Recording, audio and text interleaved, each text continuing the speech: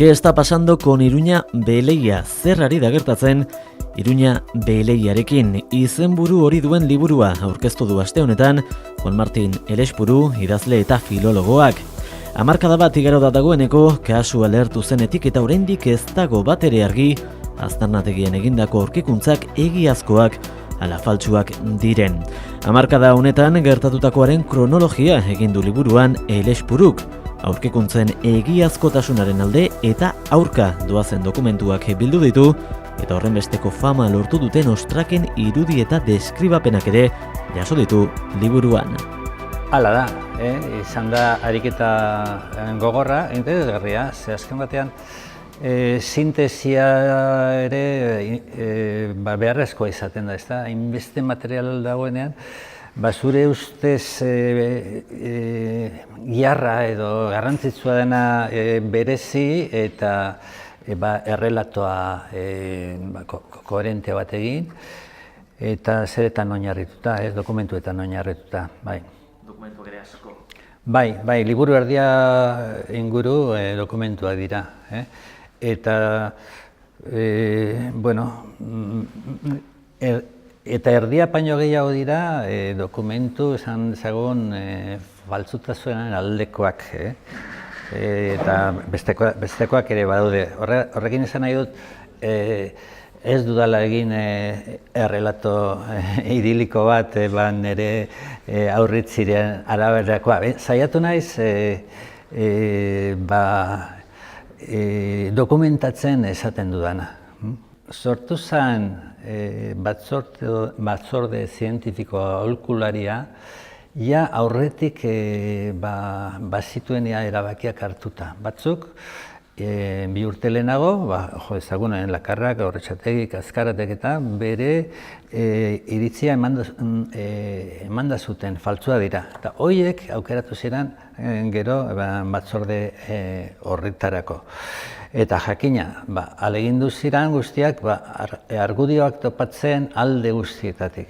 Handik eta hemendik, eta batzuk oinarri gutxikoak eta asko gero ikusi da ez direla egia, Descartes ez du ipintzen, eta xehetasunetan ez gara oin sartuko, baina ematen dituzten arrazoi gehienak, danak espaldin badaude, izan dira rebatituak gero egin diren txostenetan. Eta gero txostenak egin dituztenak benetakotasunaren alde edo jarduera egokiaren alde egin dituzten egileak besteak bezin izentzuak eta baita dira katedratikoak asko eta irakasleak unibertsitatetan eta daukagu Rodríguez Colmenero bat Santiago Compostelako katedratikoa eta daukagu Ulrike Fritz egiptologoa Tübingen unibertsitatekoa eta daukagu Baxarias Barcelonako unibertsitatekoa. Esan nahi dut honekin, ez dela eurak esan dute modan, zientifikoak esan dute faltsua dela. Batzuk esan dute, baina beste batzuk esan dute kontrakoa. Nik uste dut, hasieran konbentzitu egin zuten diputatua eta unibertsitatea izan zen eragilea. Etorri zitzaien hau faltsua da eta erabaki hartu behar duzu. Eta, formazio gutxiko eta zuhurtasun gutxiagoko diputatu batek sinistu zien eta judizializatu zuen. Nik uste dut damutu egongo dela, egon beharko litzakela behintzat. Biak ez da elkarrekin lotuta. Esan nahi dute, protoeuskera edo antzinako euskerari buruzko zeak daudenak, esate duteko Lakarra eta Gorrotxategi, horiek ez daude euskalduntze berantiarraren alde. Beraz, independentea dira biak, batzutan nahaztu egiten dira. Alderdi horretan, Bueno, oso dokumentu gutxi dago euskerazkoak aintzinakoak, bada hilarrietan agertzen diren gauzak, gehien bat Akitanean, Soria, Riojan, Gipuzkoan ez, Araban badago, Nafarroan, bueno, baina dira pertsona izen batzuk eta jainko izen batzuk eta oso gutxi. Eta baina, filologiak egiten du halako atzera buelta bat, berreraikitaren bitartez eta nolakoa izango zen orain dela 2000 urteko euskera esate baterako. Eta hor badude aurreiritzi batzuk edo iribatzi batzuk gero tesi bihurtu direnak esate baterako, artikulua determinatzailea ez zegoela euskeraz. Osea, etxe A etzan esaten, etxe ez dituzun baina etxe A ez. Eta nola agertzen diran grafitoetan lurra eta sua eta holako zerdun batzuk, automatikoki faltsua dira. Zergatik? Hori Erdi Aroan sartu omen zen, romantzen eraginaz eta sartu omen zen euskerara. Aurreiritzi bada, asko eta asko ados ez dagoena, baina hori hartzen daia dogmatzat. Eta hori bezala, dira beste gauza batzuk polita sartu zala Gaskoitik Erdi Aroan, eta zergatik eta latinez erabiltzen zen polita, eta zergatik etzan latinetik zuzenean sartu euskerara, latina eta euskera bilinguismo egoera baten bizin bazien arrela eta bar. Orduan, hortik etorri zen lehenengo korapilua. Bi hizkuntzalari izentzuk esan zutelako faltsua zirela inolako zalantzarik gabe. Eta horrek nolabait arrastratu zituen besteak. Beste alderdia oso importantea da beranduko euskalduntzearena. Lehenengo minututik, batezke Madrilgo foroetan, garai hartan zegoen Celtiberianet, eta gero Terra Antigua bihurtuko zena, hasi ziren esaten ezin zela. Ezin zela, ze Araban, ez zela euskararik egiten, garai hartan, da nola hartuko zen hainbeste euskarazko zera. Eta horiek ere egin duten indarra ikaragarri izan da, ze hor gainera dago atzetik Real Academia de la Historia, bere buruetakoa da Martín Almagro, Gorbea, ideologia oso eskumakoa, bere aita falangista izan zen, gogorretaikoa gainera, naziekin da ibilitakoa, semeak ez dauka horren erruri, baina, eta ez da bera bakarrik, ze oso instalatua dago teoria hori, eta hori erakutsi egiten da unibertsitateetan, Espainian eta Euskal Herrian ere bai askok, irakasle askok, ez zala euskararik egiten Araban. Eta orduan, hemen hainbeste euskara eta gaina garai ezberdinak agertzeak, nolabait teoria hori, zakarretara botatzen zuen. Eta hori geoestrategikoki ezin dute onartu, ze horrek badauzka guk harrapatzen ditugun beste inplikazio politiko batzuk ere. Baldin eta euskara etorria baldin bada kanpotik Erdi Aroan, eta inposatua zen, ze karo nola zertu zen ez, hegoaldean, orain, galdetzen dute eurak ze legitimitate dugun guk euskara berpizteko egiten ez den lekuan, baldin eta lehenago latina edo hizkuntza zelta bat egiten zen da hori, idatzi izan da gainera. Azken batean, akusatzailea gainera, hau garbi utzi behar da, ez da Madrid, eta ezin zaio kulpa bota ez dakit, Madrili egiten dagoela. Hemen akusazioa etorri da Euskal Herriko Unibertsitatetik eta Arabako Diputaziotik. Eta izan dira, alderdi abertzaleak edo euskaltzaleak gauzatu dutenak. Eta orduan hori garbi ikusi behar dugu, eta egia gordina hori da.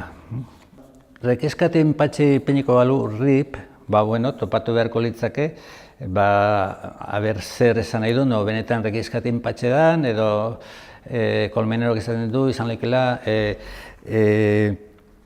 arrez judioren pasio, erostak izer. Baina kontua da, pieza hori, oso txikia da, eta handik hori esaten du, RIP irakurtzen duzu, ez da, bale, horretira.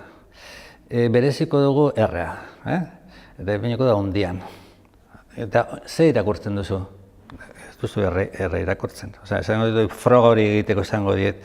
Da, marra bat horrela, beste bat, bestea doana da motrollo bat goian. Ez dago borobildua goian, eta dago.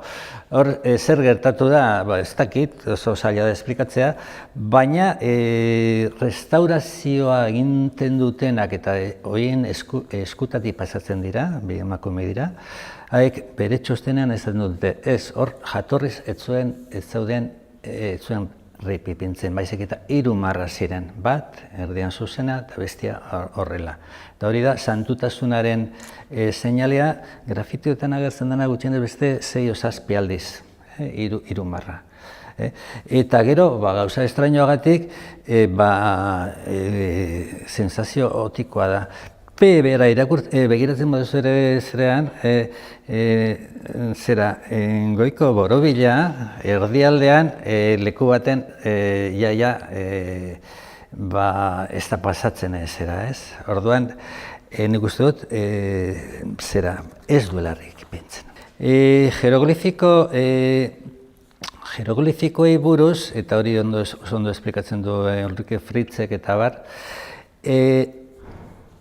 jeroglifiko egipziar zarrak ja ez zekiten irakurtzen Kristo baino 200 urte lehenago. Hori galdu zen Gainera Egipton ere beste idazkera bat erabiltzen zen. Etzan jeroglifiko egiptarra jo ezagun Kristo baino 1000, 1200, 1500 edo gerokoa dira, baina azkenengo Egiptoko sasoian beste idazkera bat erabiltzen zen demotikoa, errezagoa eta ez zen irakurtzen.